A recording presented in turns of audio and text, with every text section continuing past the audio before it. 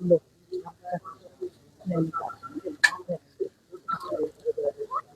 मेरी तीसरी चली गया तब तक रेडी कर लीजिएगा। हम लोग शुरू करें। आप सभी पत्रकार साथियों को मेरा नमस्कार। आज हिमाचल कांग्रेस भवन में हमारी ये विशेष प्रेस वार्ता अखिल भारतीय महिला कांग्रेस की तरफ से आयोजित की गई है। सबसे पहले मैं अपनी अध्यक्ष जो 7 साल तक हिमाचल प्रदेश महिला कांग्रेस की अध्यक्ष रही हैं, जैनब चंदेल जी को बधाई और शुभकामनाएं देती हूं। इन्हें चाइल्ड वेलफेयर की जो जिम्मेदारी हिमाचल सरकार ने सौंपी है, उसके लिए हम हिमाचल सरकार और मुख्यमंत्री सुक्खू जी का भी धन्यवाद करना चाहते हैं।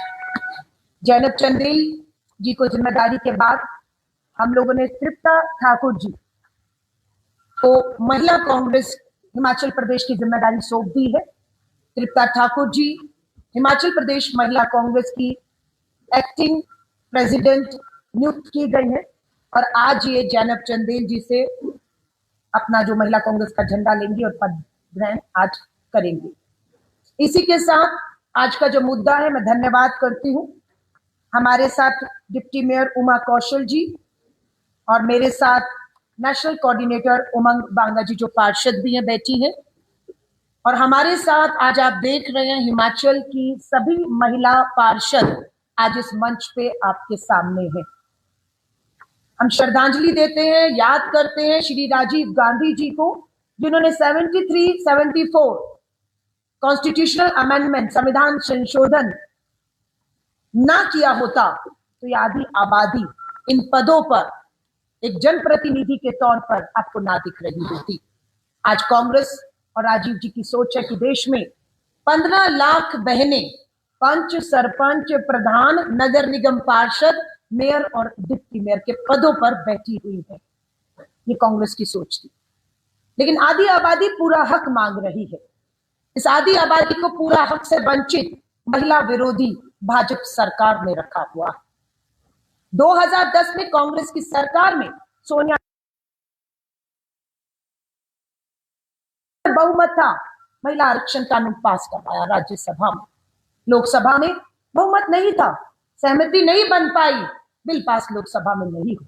लेकिन 2014 में केंद्र में भाजपा की सरकार आते ही हमें लगा कि महिला आरक्षण कानून पे महिलाओं के वोट लेकर सरकार आई है। तो 2014 में लगभग 12 साल पहले महिला विरोधी भाजपा सरकार की नीयत अगर होती तो ये आरक्षण कभी लोकसभा में पूर्ण बहुमत से पास होकर लागू हो गया होता और आधी आबादी आज विधायक और सांसद बनकर इसी तरह बैठी होती, अपनी आवाज को बुलंद कर रही होती। लेकिन भाजपा ने 2014 में नहीं होने दिया। 2014 के बाद 2019 का चुनाव भी भाजपा की महिला विरोधी सरकार ने इसे लोकसभा में बिल पास नहीं होने दिया। 2024 का तीसरा चुनाव जब भाजपा को जाना था तो उनको पता लग रहा था कि अब बहुमत नहीं मिलेगा, अब ये सरकार बैसाखियों पर आ सकती है, और हमने दबाव बनाया। तो 2023 नारी शक्ति वंदन अधिनियम कानून कांग्रेस और विपक्ष के दबाव में भाजपा को लाना पड़ा और हम सब ने मिलकर उसको पास करवाया।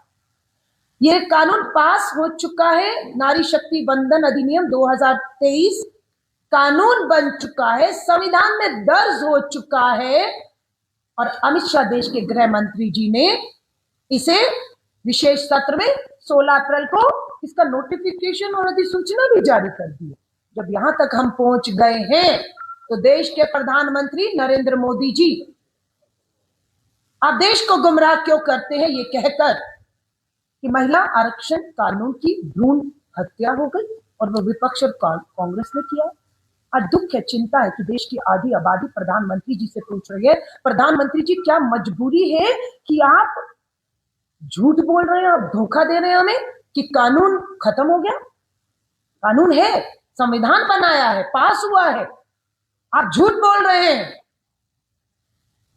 आपने कहा भ्रूण हत्या हो गई, हमने बचाया उस भ्रूण को, आप हत्या करना चाहते थे विशेष सत्र बुलाकर बीच चुनाव।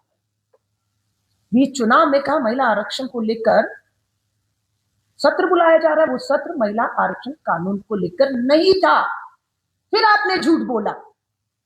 वो विशेष सत्र परिसीमन को लेकर था, वो परिसीमन बिल आप लाए थे, संविधान संशोधन करना चाहते थे, वो संविधान संशोधन जो आपने महिला आरक्षण नारी बंधन अधिनियम हमने पास करा, उसको संशोधित करके परिसीमन गलत कर रही हैं, आप छोड़ दो उसको।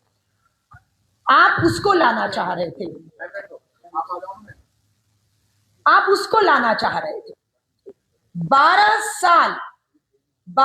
साल में भाजपा कभी भी नहीं हारी सदन के अंदर। ये पहली बार है कि विपक्ष ने एकजुटता दिखाते हुए महिलाओं के हक अधिकार को बचाते हुए भाजपा के परिसीमन वाले बिल को गिराकर उन्हें बैकफुट पे लाने का काम किया, हरा दिया हमने, लोकतंत्र की जीत हुई है। आज हमारी मांग है कि नारी शक्ति वंदन अधिनियम 2023 लागू करो, आज करो और अभी करो। जब हम कहते हैं आज करो और अभी करो, इसका मतलब क्या है?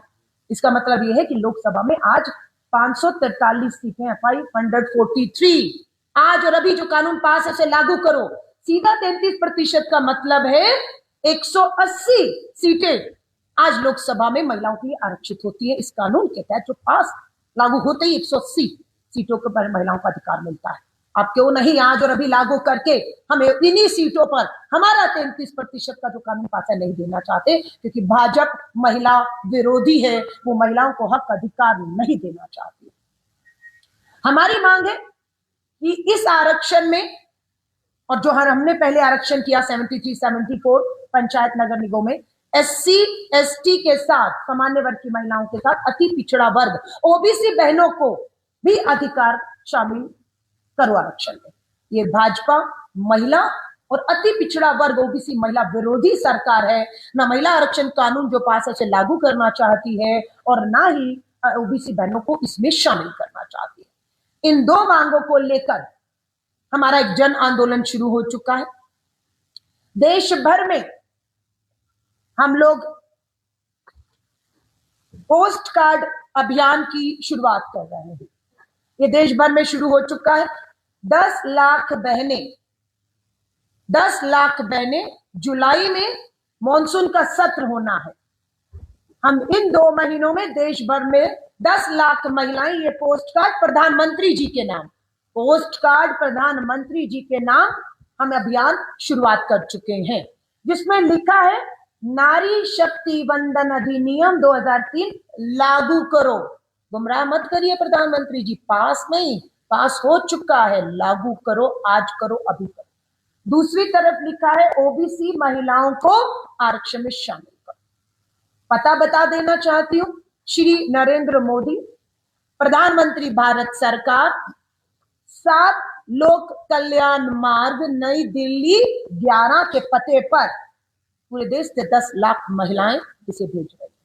मैंने खुद इसे दिल्ली में, तेलंगाना में, अभी 3 दिन पहले हरियाणा में, कल चंडीगढ़ में, शाम को पंजाब में, आज हिमाचल में, इसे खुद मैं पहुंचकर अपने हाथों से हम लोग जो है हमारी चुनी हुई जनप्रतिनिधि और हम सब लोग इस लड़ाई को ले जाकर भाजपा को बेनकाब करेंगे। तो ये 10 लाख पोस्ट कार्ड जुलाई मॉनसून सत्र में चलो संसद के नारे के साथ, नारा है चलो संसद, जुलाई मॉनसून सत्र में हजारों बहनें घेराव करेंगी संसद का। चलो संसद, वहां जहां मेरा हक है, जहां मेरी सीट है, जो 180 मेरी सीटें हैं, 543 में से आरक्षण पास हो गया, मुझे मेरा हक चाहिए, वो हम आंदोलन कर रहे हैं।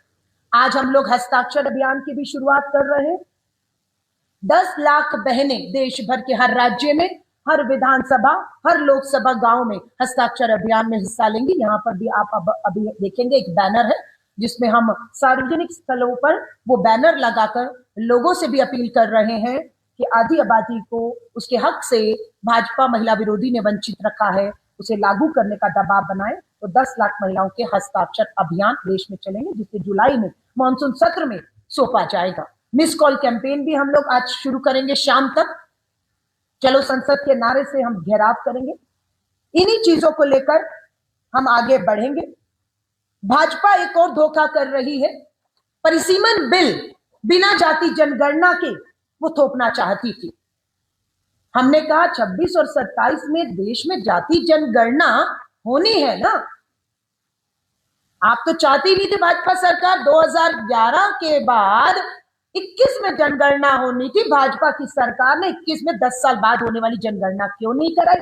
आज देश पूछ रहा है।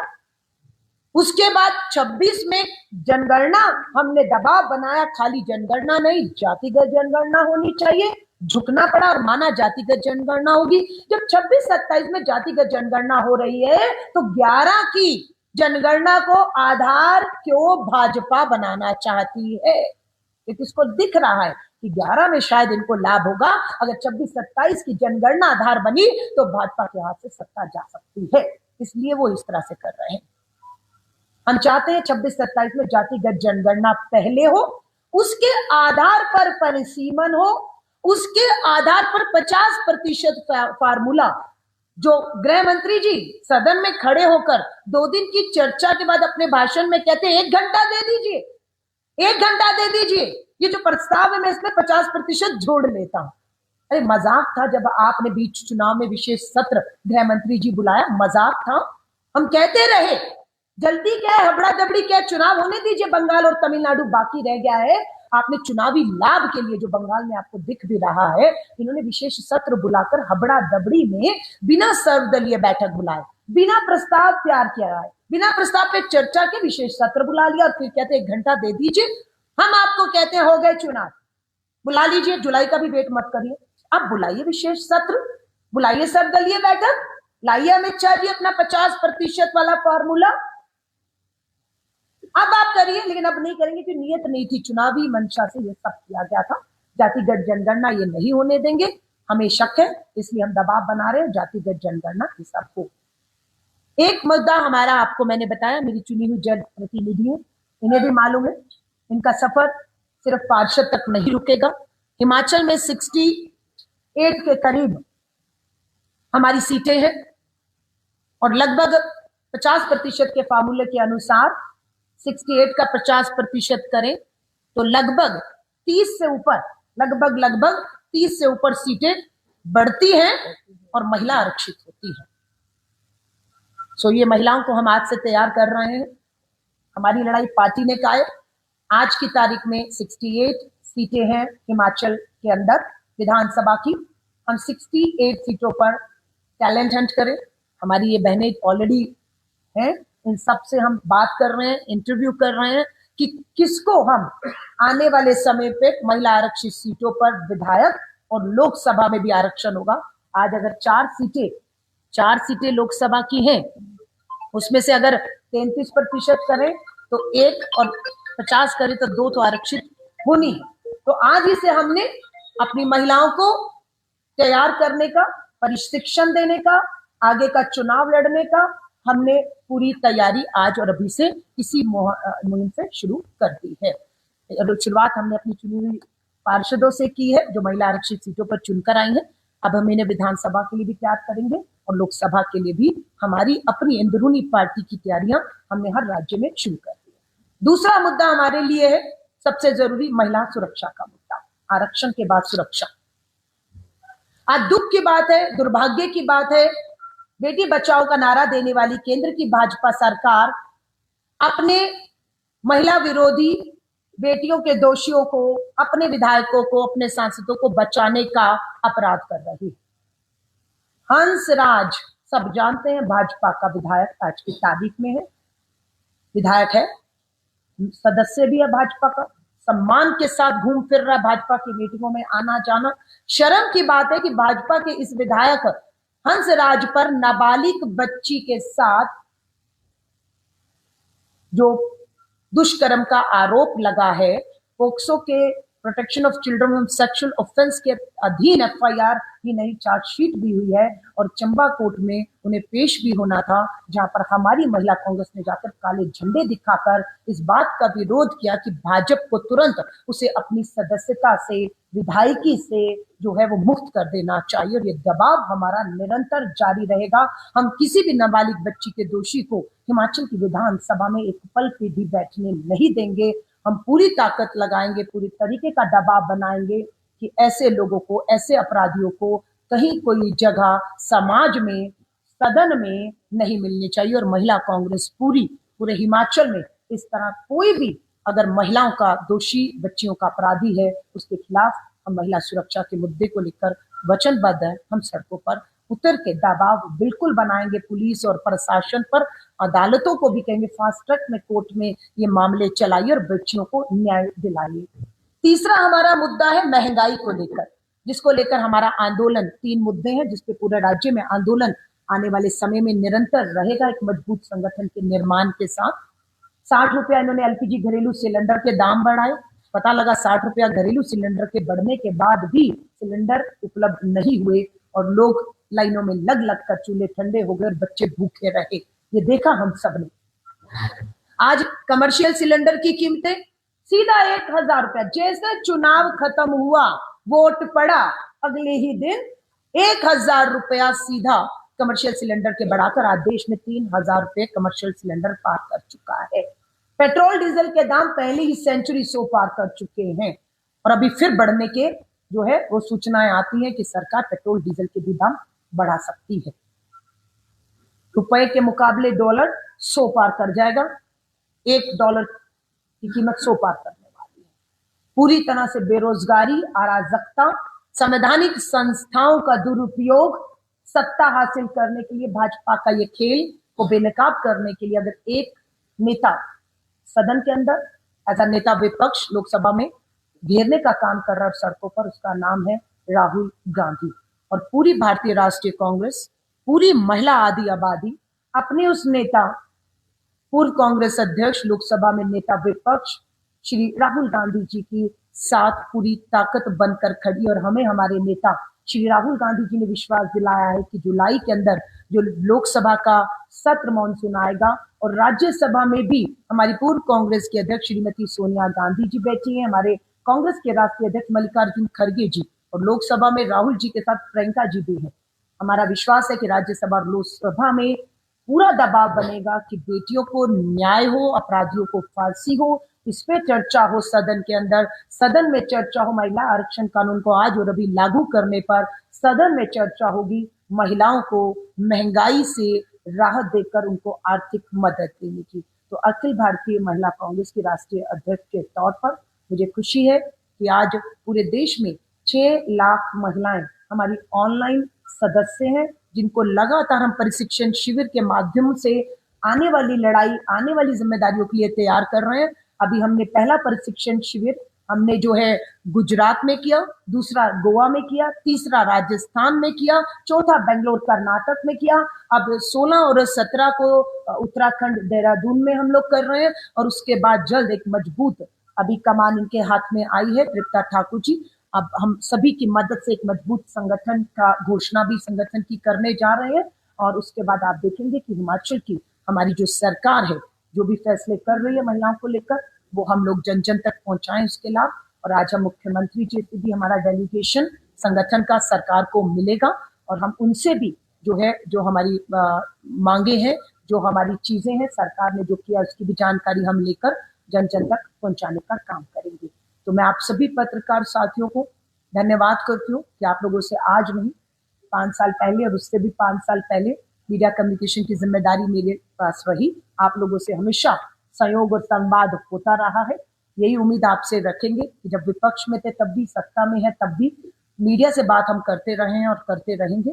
लेकिन मैं आपसे हाथ जोड़कर निवेदन करूंगी, देश में मुझे मालूम है बहुत से मुद्दे हैं, बहुत से सवाल, बहुत से जवाब हैं, पर मैं आपसे उम्मीद करूंगी जो आज भारतीय राष्ट्रीय महिला कांग्रेस आदि आबादी के 3 महत्वपूर्ण मुद्दों को लेकर देश में और राज्य में आंदोलन करने जा रही है, उससे संबंधित अगर आपके सवाल रहेंगे तो मुझे खुशी होगी। मैं आज सारा दिन यहाँ हूँ। अगर आपको लगता है कि दूसरे विषयों पर भी आपको कुछ सवाल करने हैं और आपको 1-on-1 इंटरव्यू भी करना है तो आपका स्वागत है और तब आप वो सवाल बेशक पूछिएगा। मैं किसी भी सवाल से हम लोग बचने की भाजपा की तरह कोशिश नहीं करेंगे। धन्यवाद, आपका स्वागत है। केंद्र सरकार लागू नहीं करती है महिला आरक्षण को, तो क्या कांग्रेस जो है संगठन स्तर पर जो है महिलाओं को आरक्षण देगी? बहुत अच्छा सवाल है, धन्यवाद। महिला अगर सरकार महिला विरोधी भाजपा सरकार नहीं करती तो कांग्रेस क्या करेगी? नहीं कर चुके हैं। प्रियंका गांधी जी महासचिव प्रभारी उत्तर प्रदेश बनी, किसी ने नहीं किया। इतिहास उठाइए, कांग्रेस पहली इतिहास में वो पार्टी है जिसने पार्टी के भीतर ही आरक्षण का इंतजार किए बिना ही 40% आरक्षण लागू कर दिया था। और प्रियंका गांधी जी ने 150 महिलाओं को 40% आरक्षण के तहत उत्तर प्रदेश विधानसभा के चुनावों में भी उतार दिया था। उम्मीद ये की थी कि सामने वाले दल भी अब आगे आकर हमारी महिला उम्मीदवारों के सामने अपनी महिला उम्मीदवार देंगे। कोई भी जीते हारे 150 महिलाएं उत्तर प्रदेश विधानसभा में पहुंचेंगी। पर भाजपा ने ब्रजभूषण शरण, कुलदीप सिंह सेंगर जैसे नाबालिग बेटियों के बलात्कारी यौन उत्पीड़न के दोषी धन बल से महिलाओं को चरित्र हनन करने वालों को, माफियाओं को सामने खड़ा किया। ये दुर्भाग्य था। हम आज भी तैयार हैं और हमारी पार्टी आज इसीलिए, आपने कहा आरक्षण, हमने आरक्षण से पहले तैयारी शुरू कर दी है। हिमाचल का चुनाव जब आएगा, हमारी पूरी कोशिश है कि हम महिलाओं को आरक्षण और आरक्षण के बिना, लेकिन बात यह है कि हम तो कर देंगे, लेकिन जो दूसरी पार्टियां अगर नहीं करती तो क्या उन पार्टियों की महिलाओं को अधिकार नहीं मिलना चाहिए कि वो भी चुनाव में उतरे? तो ये लड़ाई सिर्फ महिला कांग्रेस की या महिला जो कांग्रेस में महिलाएं उनकी नहीं है, ये 70 करोड़ की आधी आबादी की लड़ाई है।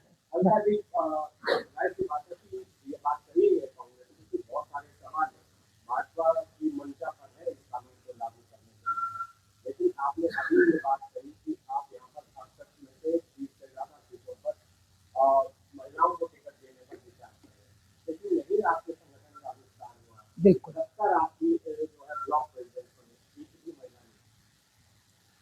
देखिए, ये बात आपने पहले भी उठाई और तब मेरे संज्ञान में भी आई, पर मेरे को ये खुशी है कि जब जिला अध्यक्ष बने, आज तक जिला महिला कांग्रेस अध्यक्ष नहीं थी, लेकिन चंबा में, सॉरी हमारी मंडी में चंपा ठाकुर जी, बिलासपुर वहां पर भी जिला दो जिला अध्यक्ष। देखिए, मैं तो एक सुनी थी, या तो जिला अध्यक्ष दो महिलाओं की पहली बार शुरुआत हुई है और ये मंच पे देख रही है। ये सब आपको हमारे मेन कांग्रेस के संगठनों में अब दिखने वाली है, क्योंकि इनकी युवा कांग्रेस की हमारी उम्र निकल गई है, 50 पार हो गए हम लोग। एनएस युवा कांग्रेस निकल गई, महिला में है। अब मेन संगठन में और मेन पदों पर जिम्मेदारी, पार्षद, मेयर, डिप्टी मेयर बैठिए। बिल्कुल, आप चिंता मत करिए, हमारी ब्लॉक अध्यक्ष से लेकर बूथ अध्यक्ष तक, विधायक, सांसद महिलाएं बनने वाली है। आप देखते रहिएगा। हाँ जी, देखिए, धन्यवाद। आपने खुद पत्रकार साथी ने ईमानदारी से कहा कुछ ट्राइबल एरिया में हुआ है, सो मैं एक मानती हूँ, हमने वायदा किया था, हम 100% इस वायदे को पूरा करने के लिए वचनबद्ध है। हमने जहां पर बहुत ज्यादा जरूरत थी, जिन महिलाओं को, जिन ट्राइबल महिलाओं की आपने बात की, बिना देरी की लागू किया, उन तक पहुंचा है।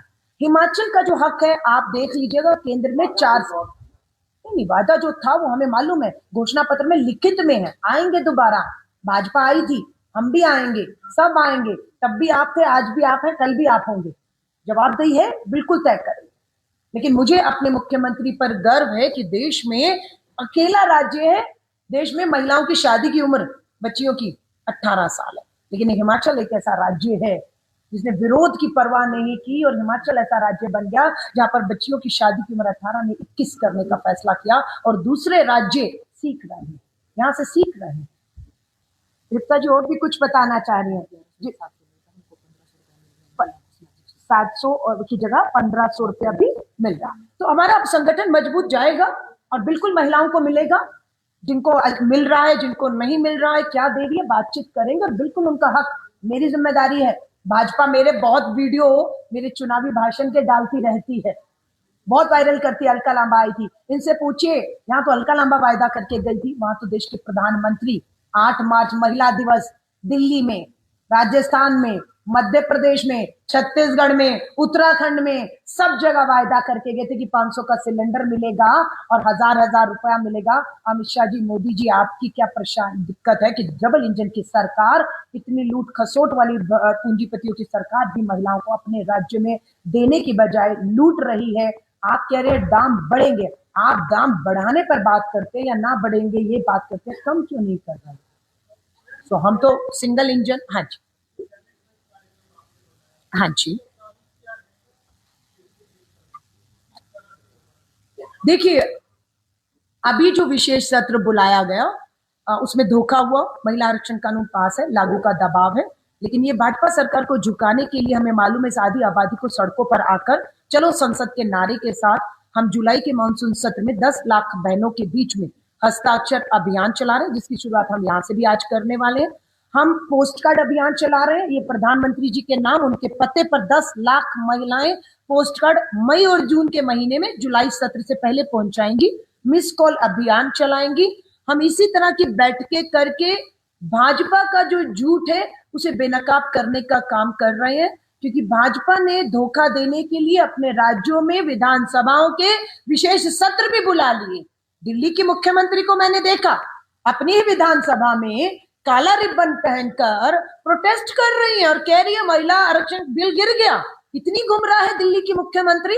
और बाहर मैं भी थी, वो सदन के अंदर विधानसभा के अंदर थे, तो विधानसभा के बाहर हम भी खड़े थे। लेकिन दुख की बात है विधानसभा के अंदर महिला मुख्यमंत्री काला रिबन पहनकर झूठ बोल रही है कि महिला आरक्षण कानून गिर गया, और बाहर हम बोल रहे हैं उसको नहीं दिखाया किसी ने कि नहीं गिरा। और आप पत्रकार साथी जानते हैं कि कानून नहीं गिरा है, कानून तो बना हुआ है, संविधान में लागू है, अधिसूचना भी जारी है।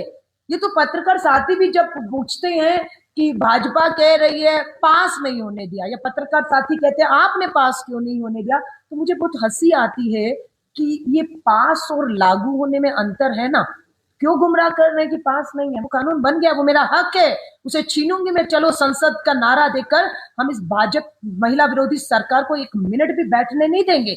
इनके भाजपा के नेता देश में कहीं पे भी जाएंगे काले झंडे दिखाकर। इस महिला विरोधी भाजपा के पुतले फूकने का काम, इन्हें घेरने का काम, इन्हें बेनकाब करने का काम अखिल भारतीय महिला कांग्रेस की 6 लाख आधिकारिक सदस्य और 10 लाख महिलाएं जो इस पूरे अभियान में शामिल होंगी, आप देखिएगा इसको हम बैकफुट पे लाएंगे। धन्यवाद।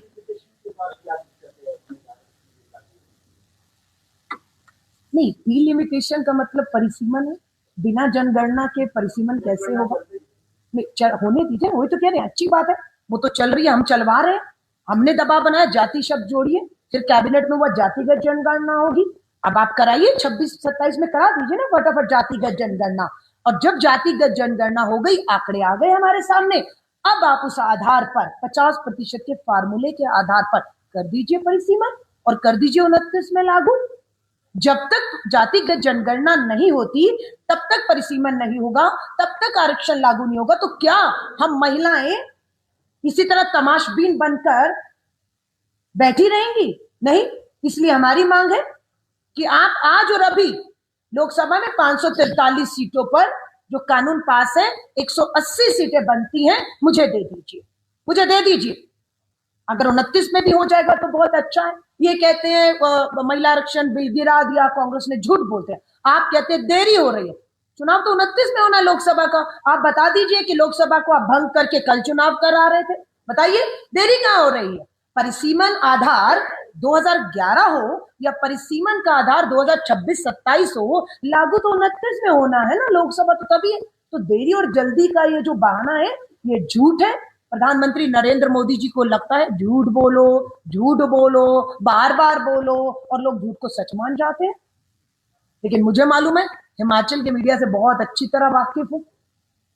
आप किसी के कहने पर, मेरे कहने पर, उनके कहने पर ऐसी कट कॉपी पेस्ट नहीं करने वाले।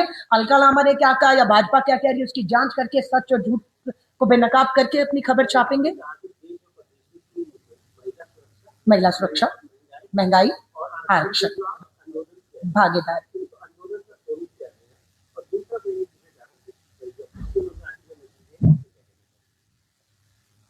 देखिए, आपने कहा, उनका भी वही सवाल था कि इस आंदोलन का स्वरूप, मैं वही कह रही हूँ, आंदोलन का स्वरूप यह है कि मई और जून के महीने में पूरे देश में आंदोलन शुरू है। हस्ताक्षर अभियान चल रहे हैं, सार्वजनिक जगहों पर पोस्ट कार्ड अभियान लिख लिख के प्रधानमंत्री जी को डाला जा रहा है। मिस कॉल अभियान चल रहे हैं, महिलाओं के समूह में संवाद हो रहे हैं कि किस तरह से महिला विरोधी सरकार भाजपा ने हमारा हक मारा है। महिला आरक्षण बिल के ऊपर जो गुमराह कर रहे हैं, हम उनको सच्चाई बता रहे हैं। तो ये पूरा अभियान चलो संसद के नाम से चल रहा है। जुलाई में चलो संसद के नाम से सब संसद पहुंचेंगी, और इसी संसद में, इस सरकार को जल्दी थी ना, बीच चुनाव में विशेष सत्र बुला लिया है ना, और गिर गया इनका परिसीमन बिल, गिरा है, महिला आरक्षण नहीं मिला। अब हम पास कराएंगे और लागू करवा कर रहेंगे 543 पर। तो पूरा इनके पुतले फूके जा रहे हैं। महिला विरोधी भाजपा सरकार को बिल्कुल बेनकाब काले झंडे इनके नेताओं को दिखाएंगे। ये हमारा स्वरूप रहेगा। हमारी गांव-गांव में, पंचायतों में जो महिलाएं ऑलरेडी 15 लाख चुनकर आ चुकी हैं, उनको वहां तक सीमित नहीं रखेंगे, उनसे संवाद कर रहे हैं। आप देख रहे हैं, इनको हम विधानसभा लोकसभाओं में, भविष्य की हमारी यहाँ जो बैठी है ना, ये भविष्य की महिला विधायक और भविष्य की महिला सांसदों को आप एक राज्य में देख रहे हैं। तो ये हमारा पूरा आंदोलन है जिसकी जिम्मेदारी मेरे पास है। दूसरा, आपने कहा बंगाल। मुझे खुशी है कि 4 राज्यों में चुनाव हुए, 2 ठीक है भाजपा के पास आए और 2 में गैर भाजपा, एक में हमारी केरला में फुल फ्लैश अपनी सरकार हमारी हम बनाने जा रहे हैं, मुख्यमंत्री हमारा शपथ लेगा। जहां तक तमिलनाडु की बात है वहां पे भी भाजपा पूरा विरोधी एक नई पार्टी जो राहुल गांधी जी से लगातार कल उनकी बात हो रही है और पूरा उम्मीद है कांग्रेस और विजय जी की जो पार्टी है वो मिलकर वहां पर सरकार अपनी बनाने जा रही है। बंगाल की अगर जहां तक बात करेंगे, दीदी को बिहार में राहुल गांधी जी के साथ खड़े होना चाहिए था। अगर वो खड़ी हुई होती तो आज जो बंगाल में खेल हुआ है वो ना हो पाता। क्या हुआ बिहार में और क्या हुआ बंगाल में?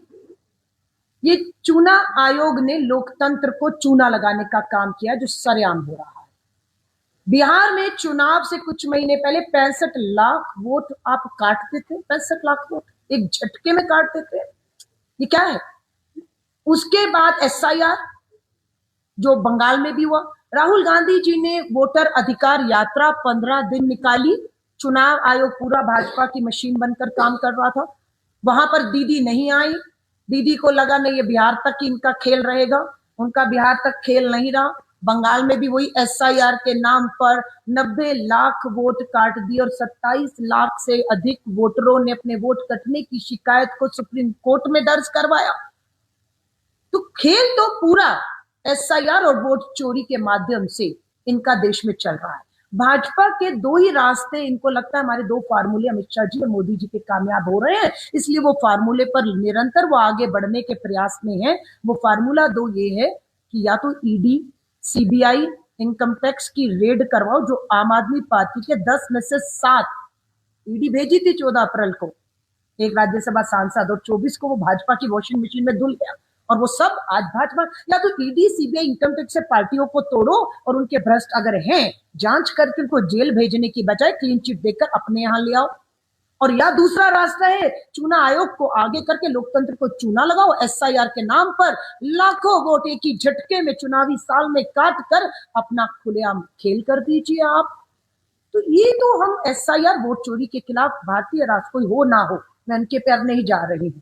नुकसान हुआ है जो नहीं आए हमारे साथ, आज वो पछता रहे हैं, लेकिन श्री राहुल गांधी जी एसआईआर के खिलाफ है, वोट चोरी के खिलाफ, चुनाव आयोग के खिलाफ, चुनाव आयोग के खिलाफ, खासतौर से ज्ञानेश कुमार जो कठपुतली बने हुए हैं।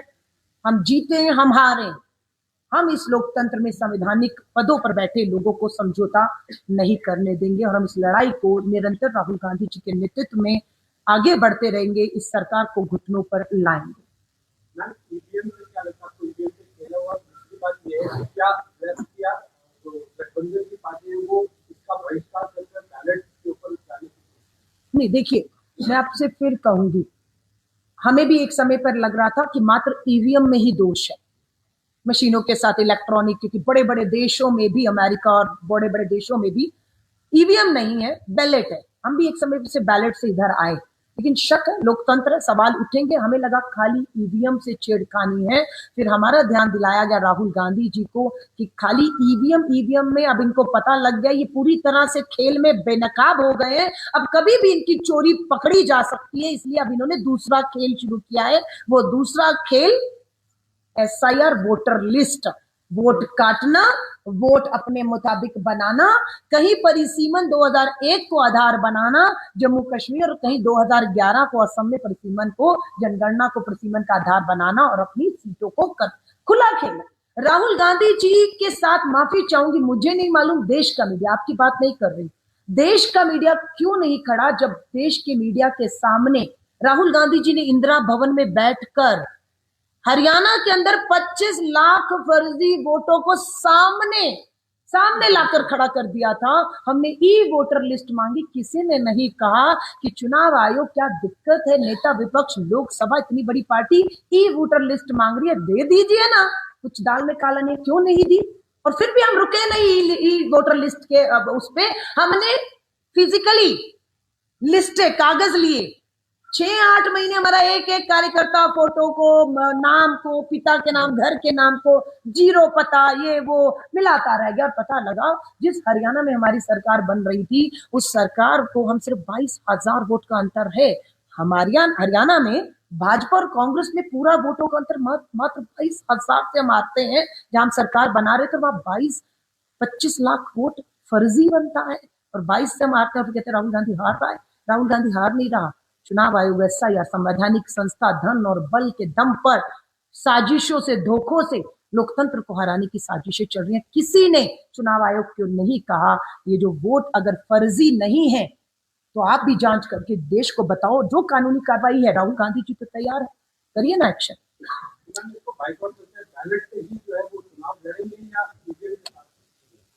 देखिए मैं फिर कहूंगी, आप कहेंगे कि हम सब बाइकआउट कर दें, घर बैठ जाएं, चुनाव ही ना लड़े। फिर आप कहोगे ये हार रहे थे इसलिए घर बैठ गए हैं, है ना। अब हम कहेंगे बैलेट होगा। बैलेट किसको करना है? जो सरकार बैठी है वो करेगी नहीं, आपको भी पता है। जिस दिन करेगी उस दिन सत्ता से बाहर हो जाएगी। वो करेगी नहीं, हम बाइकआउट करके घर बैठ जाएंगे तो इनको क्या हम लाल कारपेट बिछाकर जो भी देश में है वो करने देंगे? कम से कम हम जैसे भी है, आज राहुल गांधी जी 100 सीटें लोकसभा की लगभग लेकर नेता विपक्ष के तौर पर सामने कुर्सी पर बैठकर ललकार तो रहे हैं और उसी में ये सरकार आज बैसाखियों पर पूर्ण बहुमत अपने दम पर नहीं है। साजिशें सिर्फ हमारे साथ नहीं हुई, जम्मू कश्मीर से उत्तर भारत से शुरू करिए तो जम्मू कश्मीर में पीडीपी महबूबा जी के साथ सरकार बनाई, दूध में से मक्खी निकाल के फेंक दिया उन्हें। आ जाइए बिहार, नीतीश कुमार जी उनके नाम पर चुनाव लड़े, ओबीसी का वोट मिला, उनको शपथ दिलाई, काम खत्म हो गया। दूध से मक्खी की तरह नीतीश जी को बिठाकर अपना मुख्यमंत्री। आप आ जाइए महाराष्ट्र में, एनसीपी शिवसेना के 2 फाड़ किए, जो मुख्यमंत्री था वो आज उप मुख्यमंत्री हो गया। और एक की कहते हैं, उनका परिवार कह रहा है, राहुल जी से मिला है कि अजीत पवार जी की जो हादसा है वो हादसा नहीं, वो हत्या है, जांच होनी चाहिए। गंदा खेल इस देश में हो रहा है, जांच होनी चाहिए। तो कितने राज्य आपको मैं गिनवा दूं? आप असम का मुख्यमंत्री कौन है? कांग्रेस से गया हुआ भ्रष्ट आदमी जिसपे जितने घोटाले थे, जेल होना था, वो आज जो शपथ अगर लेगा बंगाल में, हाँ वो कौन है? शुभेंदु, वो तो टीएमसी का तोड़ा हुआ भ्रष्ट आदमी। तो ये भाजपा का जो खुला खेल है और अपने जो मुख्यमंत्री है उनको भी खत्म कर रहे हैं। पर्ची मुख्यमंत्री आ गए हैं। वसुंधरा राजे जी बैठी हुई हैं और राजनाथ सिंह जी पर्ची थमा रहे हैं वसुंधरा जी के हाथ में और पर्ची मुख्यमंत्री बन रहे हैं। आप हर जगह देख लीजिए, शिवराज सिंह चौहान जी हो मध्य प्रदेश छत्तीसगढ़ में, रमन सिंह जी हो दिल्ली हो, राजस्थान, मध्य प्रदेश, सबको निपटाकर पर्ची। और तो भाजपा का खेल जो है पार्टी के भीतर और बाहर लोकतंत्र को अंदरूनी और भारी खतरा पैदा कर रहा है और ये खतरा देश की सरहदों तक पहुंचा हुआ है। मैं अब सरहद तक आऊंगी तो मुद्दा अंतरराष्ट्रीय हो जाएगा, इसलिए मैं माफी चाहूंगी। आज की प्रेस कॉन्फ्रेंस को यहीं समाप्त करते हैं और मैं आज और आप कहेंगे तो कल तक रहूंगी। आप हमें बिल्कुल 101 इंटरव्यू किसी भी विषय पर, पार्टी की लाइन, हमारी लाइन चाहेंगे, आपका स्वागत है।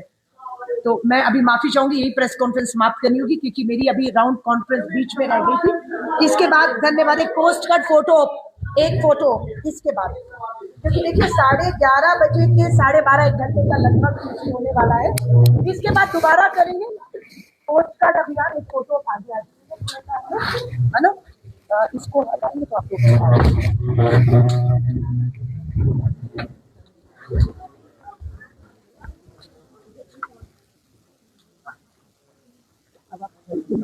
लिखा हुआ देना बच्चे, खाली नहीं, आप लिखने का समय नहीं है ना। फोटो ऑफ हो रहा है, फोटो ऑफ हो रहा है। चलिए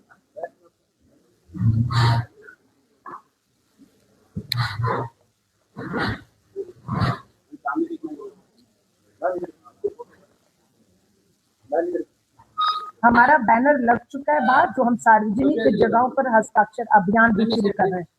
हिमाचल की हर विधानसभा में हस्ताक्षर अभियान और पोस्ट कार्ड अभियान आज हमने लॉन्च कर दिया और हम सभी लोग इसे अभी जाएंगे 2 बजे के करीब लाल बक्से में डालने के लिए।